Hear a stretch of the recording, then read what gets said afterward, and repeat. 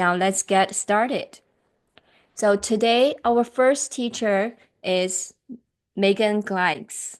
Megan, welcome. Oh, thank you. Please introduce yourself to us. Sure. I have a private piano studio in Albany. I'm also a church musician where I'm the music director. I have a choir and I play piano and organ.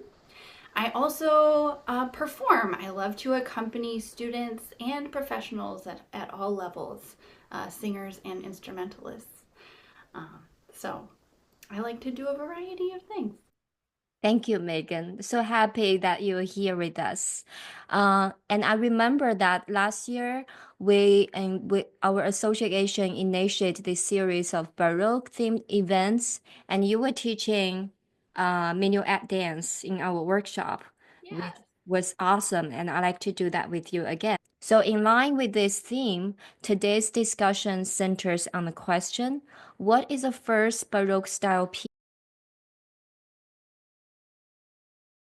piece you introduce to your beginner students?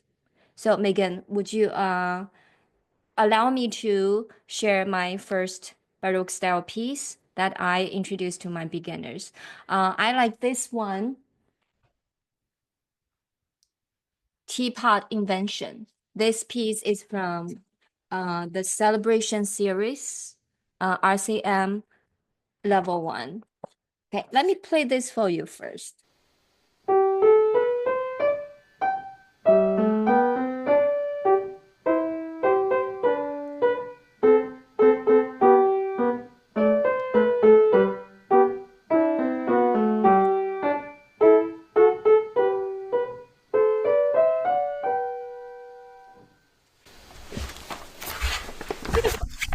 Yes, it's very cute. So the reason I like this piece is the tune that all familiar to younger students.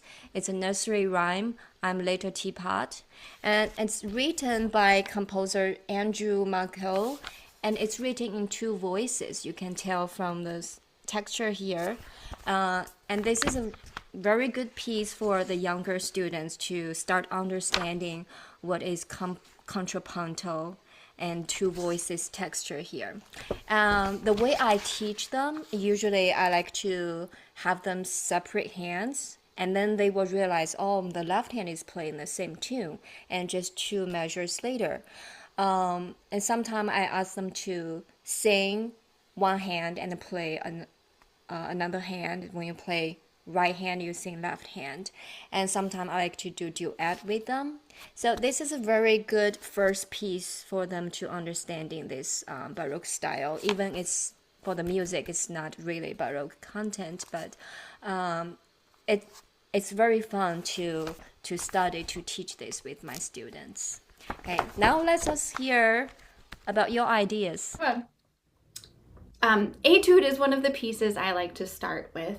It is from the Romantic period by Ferdinand Bayer, Opus 101, number 60. One of the things that I like about it is it has an imitative entrance.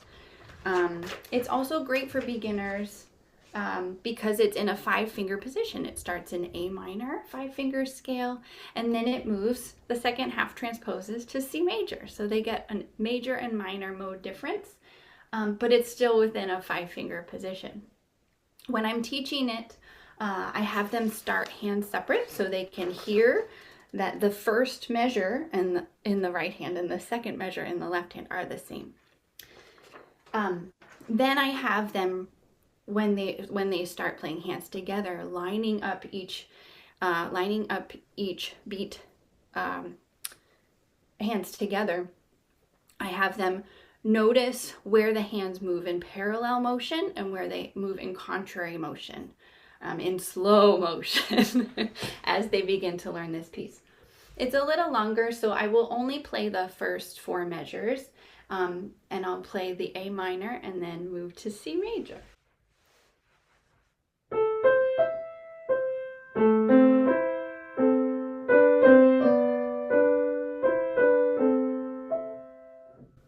All right, and then in the second half, we transpose up to C major.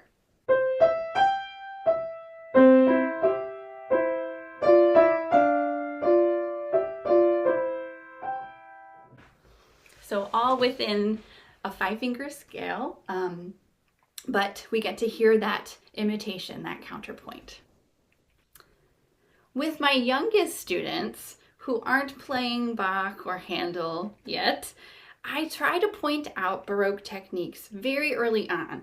The other day I was working in the Faber primer level performance book with a student and pointed out in Lullaby and Goodnight, I pointed out that there's a sequence in measure 5 and measure 6, where measure 5 starts on an F and then measure 6 starts on an E. So very early on, I tried to introduce these ideas that they're going to see later on when they start playing Baroque music written during the Baroque period. Another thing that I like to point out with students of all levels, even starting in the primer level books, whenever, especially when they're playing a dance, and a dance that's in binary form, when there's an A section with a repeat and a B section with a repeat, like these minuets from the Anna Magdalena Bach notebook, I try to point out how important Baroque dance music was, and that binary form we see in so many Baroque dances, so much of our Baroque keyboard music that we play. Yeah, wonderful, Megan. That reminds me that the dance lesson you taught us in our workshop. So maybe next topic we can do a Baroque dance and we'll invite you back with us again. Great, we can dance the minuet. Yes, sounds great. So thank you, Megan, and for taking the time to share your insights with us. And we appreciate everyone for tuning in and supporting our video series. See you next time. Bye. Bye.